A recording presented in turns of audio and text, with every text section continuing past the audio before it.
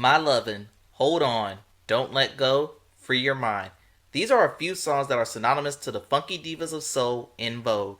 In Vogue were a girl group who reigned supreme in the 90s, but they were different than most girl groups. Their harmonies were that of an old school Motown emotion-esque, and after reviewing their first 4 albums, and a promise I made in a video I released earlier this year, I think the time is right for me to overview their rise and fall. So without further ado, this is what happened to En Vogue. Before we begin, if you want to see music bios or more good videos like this, hit the subscribe button. And without further ado, on to our feature presentation.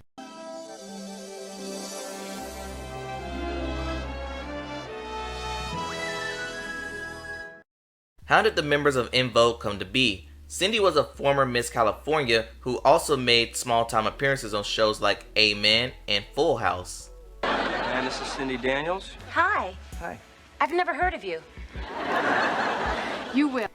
Terry Ellis was a student at Prairie View in Texas and majored in marketing. Maxine Jones was a hairstylist, and Dawn Robinson was studying cosmetology. The four have not met each other to this point. After experiencing success with Tony Tone, Denzel Foster and Thomas McElroy posed an idea for a new group. They wanted a modern-day Supreme type group, but with each singer having the ability to hold down a lead and start calling auditions. After nearly 3,000 women tried out, the duo selected Dawn, Cindy, and Max for their new group. Terry found out about the auditions while in Texas and flew to Oakland for the auditions, but when she arrived, the group was already picked. But Foster and McElroy allowed her to audition anyway. She was selected, making the group a quartet. Originally, For You was the name of the group, but was changed to Vogue. However, someone already claimed the Vogue name, so they added the N to the beginning, and En Vogue was born and signed a contract with East West Records.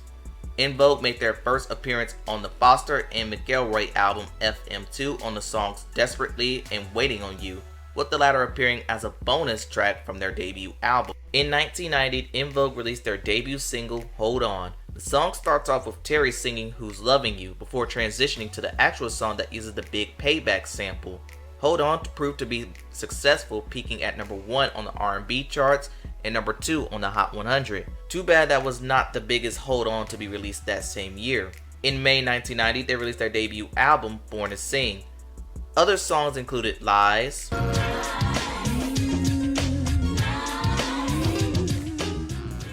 You Don't Have to Worry,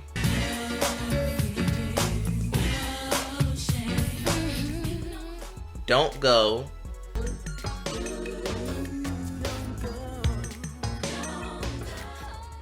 and Strange as the album went platinum. In 1991, the girls received their first Grammy nominations for Best R&B Performance by a Duo or Group. They also received a Billboard Music Award for Best R&B Single for Hold On. That same year, Cindy appeared on the movie Juice as Yolanda, Q's married girlfriend. Feeding off the momentum from Born to Sing, the girls released their follow-up album, Funky Divas. Their lead single was My Lovin', Never Gonna Get It.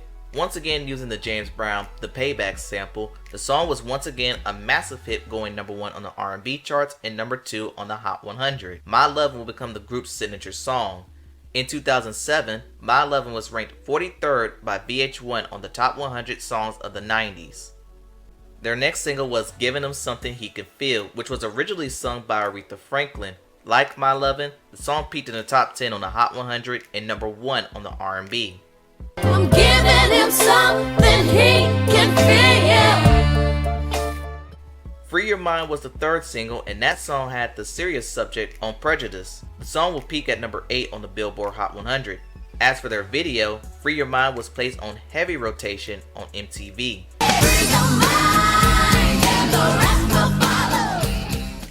They released 2 more singles, Give It Up, Turn It Loose, and Love Don't Love You, both peaking in the top 40 as Funky Divas went triple platinum. The album saw 5 Grammy nominations, 2 American Music Award wins, and 5 VMA wins. In 1993, they released the Runaway Love EP, which had the lead single of the same name, but it would be another single on the EP that would give En Vogue another top 10 hit. The song was called What a Man with Salt and Pepper. The song samples What a Man by Linda Blendell. Salt and Pepper also included the song on their album Very Necessary. What a Man peaked at number 3 on both the R&B and pop charts.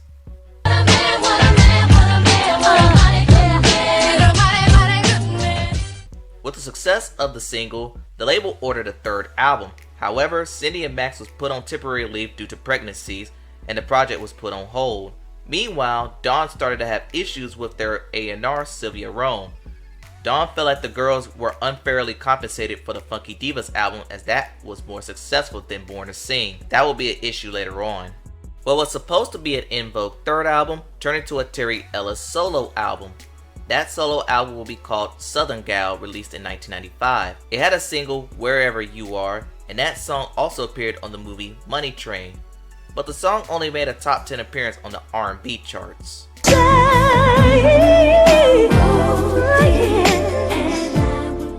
En Vogue then returned to make a cameo appearance on the movie Batman Forever. And they will briefly make a comeback on the Panther soundtrack, joining the ladies of R&B on the song Freedom. It has nearly been 4 years since Funky Divas, and many thought En Vogue had broken up. Producers from Atlanta named The Organized Noise composed an instrumental for the upcoming movie Set It Off. They thought that En Vogue would be a perfect fit for their song. The song was called Don't Let Go Love. Thanks to the surprise success of Set It Off and the song in general, the song marked En Vogue's comeback, peaking at number 2 in the Hot 100 and number 1 in the R&B charts. Only Toni Braxton kept that song from going number 1. With the success of Don't Let Go, the girls finally had enough momentum to work on their third album. Once EV3 was near completion, Robinson received an ultimatum: record under the current contract or depart the group. Dawn chose to leave En Vogue, and as a result, the remaining members had to scramble and re-record most of Dawn's vocals, keyword most. Thus, the album EV3 was intended for a May 1997 release, was pushed back to July. Unlike their previous two efforts that were predominantly produced by Foster McElroy, this album saw them work with a wider range of producers and writers like Babyface, Andrea Martin, and Diane Warren. Singles included the Babyface produced Whatever,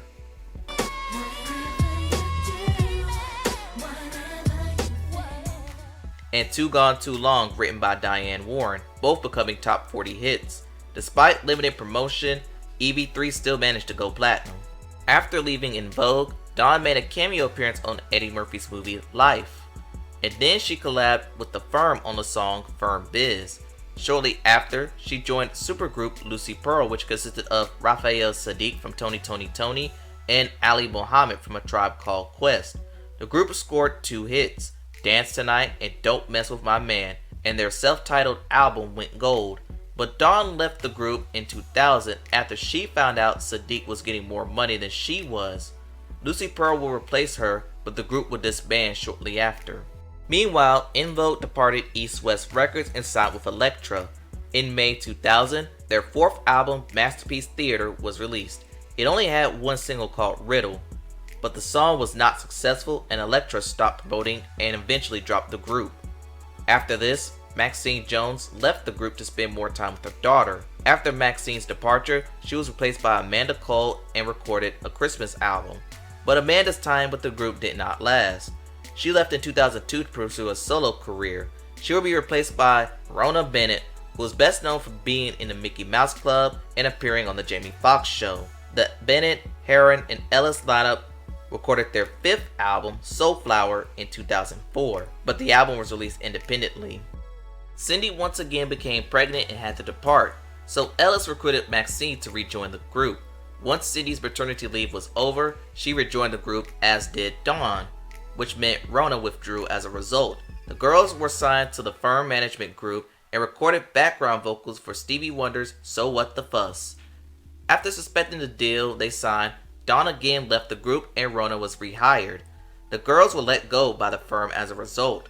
Meanwhile, Cindy portrayed Dina Jones in the Dreamgirls Theater in 2007.